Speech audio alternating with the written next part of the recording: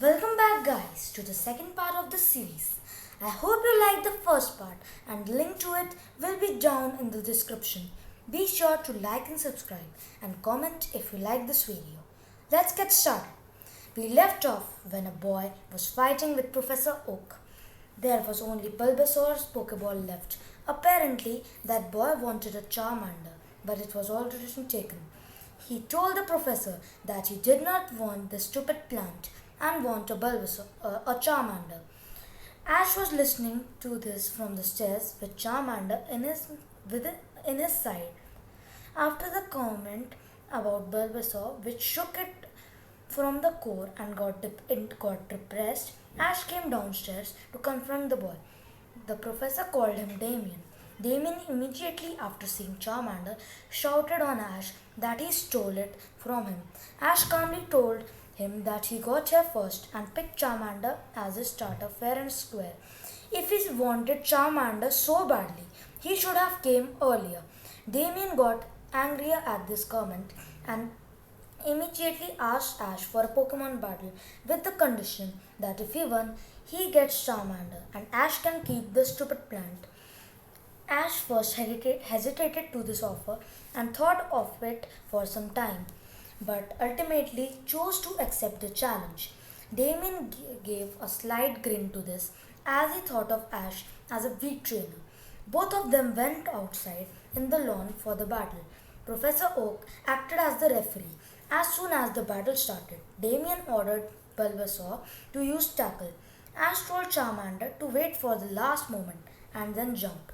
Charmander trusted Ash and did what it was told to do. Then Ash told it to use Leer after the jump. Charmander opened its eyes wide and looked at Bulbasaur as its defense falls down by one stage. This same thing repeated 5 more times until Bulbasaur's defense was decreased to the least. But during all this, there's someone looking intensely at the battle. When Bulbasaur charged for the seventh time, Ash ordered his fire starter to wait until Bulbasaur closes in and then use Scratch. Charmander executes this perfectly, and at a point blank range, scratch on the face when Bulbasaur is -6 on the defenses is enough to ensure the feat. Ash hugs Charmander and they celebrate as Damien calls Bulbasaur a failure and proceeds to kick it as the onlooker fires a thunder shot, a shock strong enough for Damien to be sent blasted off in the sky. Bulbasaur is scared to its core. It runs back in the lab where its Pokeball is kept on the table and goes into it. Ash looks at the mysterious Pokemon.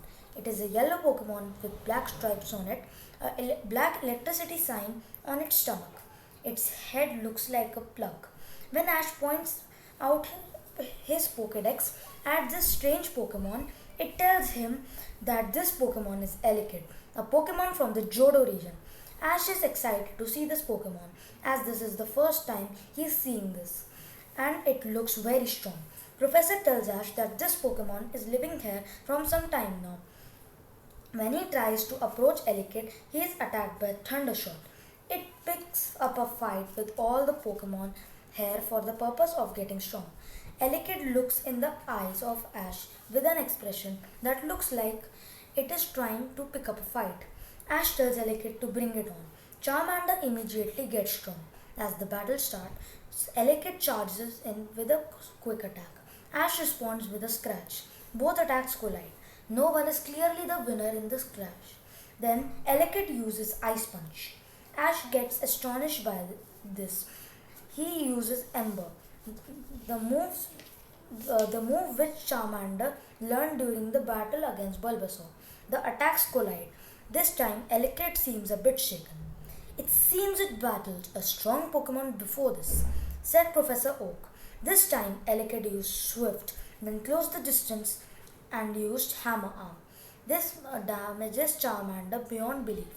Ash thinks to himself that Elekid is a tough one. Charmander is injured, but it can still battle. This time, Ash uses a combo of his own, using Leer, then an Ember, and then closes in with Scratch.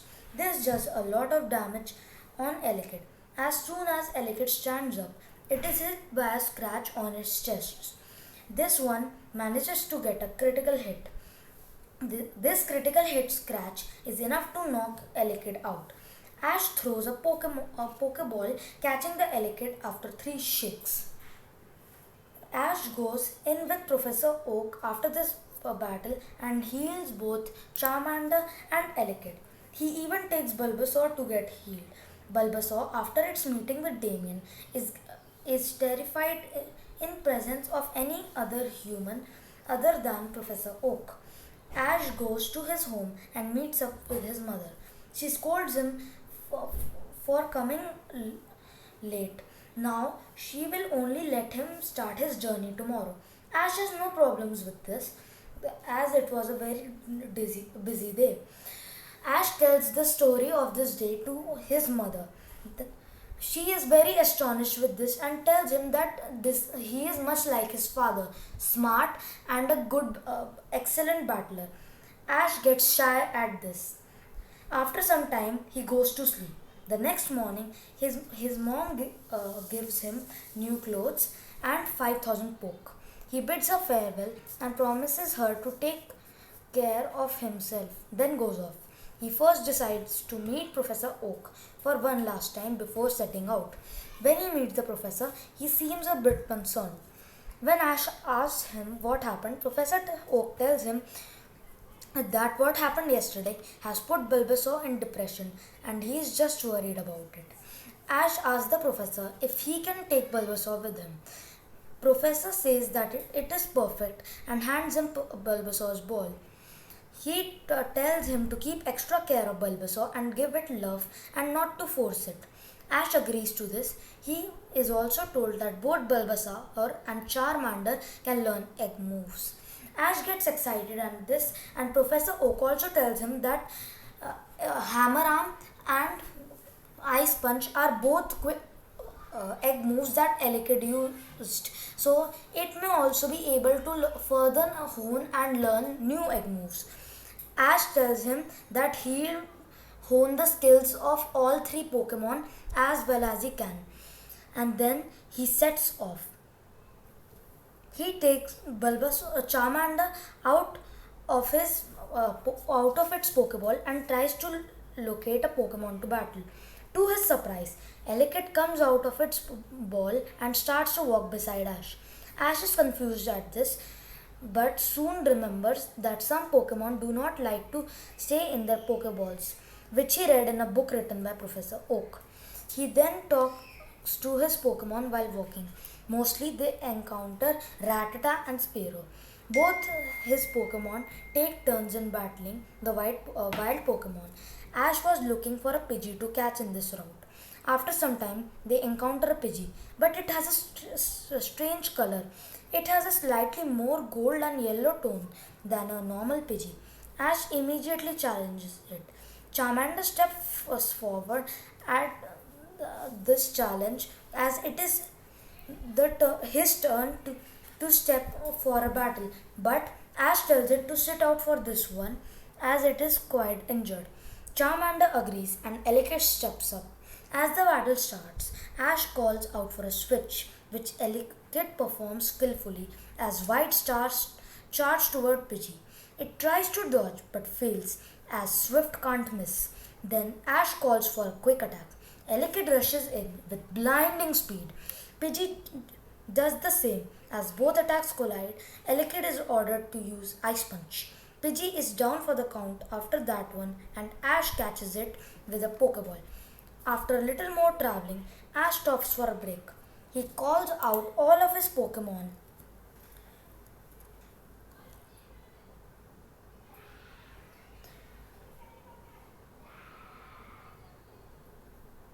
All of them look at their trainer with a smile, all except Bulbasaur. It looked at Ash with a terrified face. When it started to run, Ash took Bulbasaur in his hands and brushed it softly while saying, "Don't worry, Bulbasaur. I know what you are going through. I won't force you to do anything, but you have to be brave. All humans are not like Damien." Bulbasaur becomes a lot more comfortable with this comment and starts to gain more and more trust as it watched Ash's behavior with his Pokemon, but it was still not comfortable with training battles. The rest of the journey was smooth, and they arrived in the Viridian city quite easily by evening. He first went to the Pokemon Center for his Pokemon to get healed. When he arrived, the Pokemon Center was mostly destroyed. After Ash was astounded by this sight, he goes in to ask what happened. Nurse Joy told him that a few people from Team Rocket stole most of the Pokemon and destroyed this place. Ash asked if he can still heal his Pokemon. Nurse Joy answered with an affirmative smile and took his four Pokeballs from him. Ash sat on a couch nearby and started to watch a Pokemon battle for the title of champion of the Hoenn region in between the current champion of the Steven Stone, the Steel type trainer, and the Water Gym leader Wallace. Ash thinks about his future team while this. He thinks that he will like some powerful pseudo legendary additions like Metagross, Salamence, Dragapult, Dragonite, Komoko, and Goodra. He prefers Dragonite the most after seeing it being used by Lance, but finding some of these in Kanto will be tough. Beldum hives can be found anywhere in the world because of their constant migration. When Ash gets his Pokemon back, he takes a room from Nurse Joy and goes for a rest. He later asks the Nurse Joy about joining the League. She tells him that he has to register in the Pewter City, the location of the first gym. Ash tells her that he will be staying here and train for a few days. Nurse Joy does not have any problem with this and tells him that Viridian Forest and Route 12 are good places to train. Ash thanks her and leaves for a day. He releases all of his Pokemon out and tells them that they will be running for a while to increase their speed and stamina every day. The, all of them agreed, but Bulbasaur seemed hesitated. Ash told it that it can sit in the corner and watch as they run.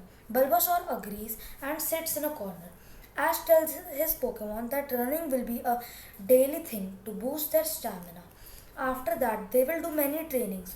Today, they will focus on defense training as the first gym is rock types and they hit pretty hard. After the long run across Viridian City and Route 22, all three Pokemon start hitting each other with strong hits until they were tired and hurt.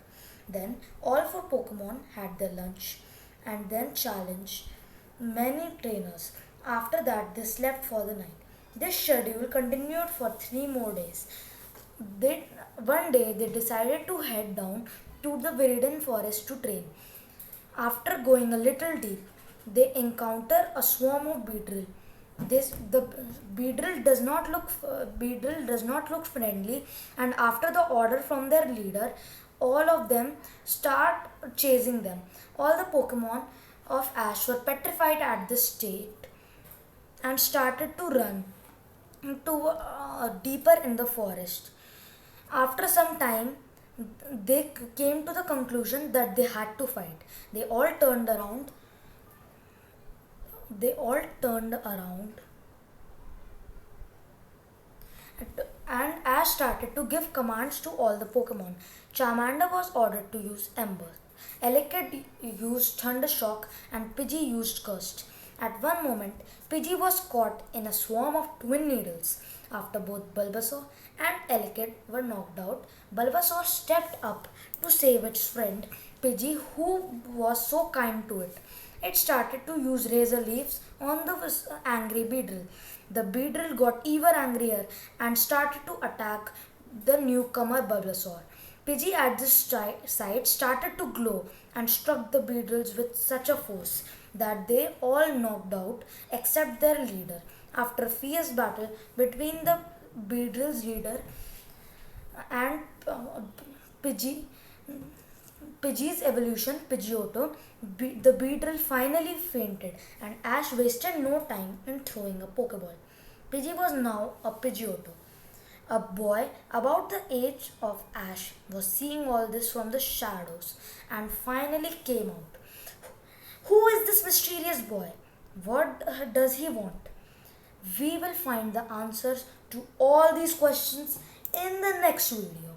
Hope you like this part and make sure to like and subscribe and comment down below about how much you liked the video and your theories about the next part. See you in the next one. Peace.